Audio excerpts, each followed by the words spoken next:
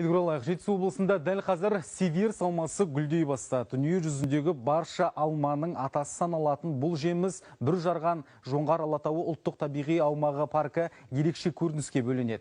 Ерекше қорғалатын аумақта жабайы алманың да әр бұтағы қызғыштай қорғалады. Қызыл кітапқа енген ағаштың биылғы жайқалған сәтіне тілшіміз куә болып қайтты.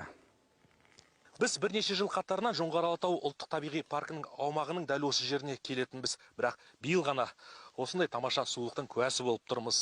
Шығысқа, батысқа, тіпті оңтүстігі мен солтүстігіне қарасаң да тау бөктерінде сиверс алмасы жайқалып гүлдеп тұр.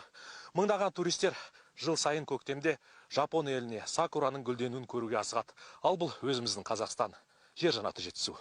Сиверс алмасының ең көп шоғыры осиновая кордонында. 1000 гектардан асатын аумақтың өсімдігі мен жануарлар дүниесінің күзетшісі мемлекеттік инспектор Анатолий Филатов. Жас болса да қарамағына бекітілген аумақты қорғап жүрген қорықшы биылғы жабайы алманың ерекше жайқалғанына қуанып отыр. Вот сегодня у нас праздник. Биыл біз үшін мереке десе болады. Сиверс алмасы ерекше гүлдеп жатыр. Мен бақылайтын аумақ теңіз деңгейінен 1200 метр биіктікте. Жабайы алма дәл осы биіктікте өте көп өседі. Мен осы бір сұлулықты сақтап, келесі ұрпаққа жеткізуге үлес қосып жатқаныма мақтанамын. Биылдан бастап жабайы алманы қорғау жұмысы күшейтілді. Қызыл кітапқа енген дақылды енді кез келген адам келіп зерттей алмайды. Ғалымдарға да құзырлы органдардың арнайы рұқсаты керек.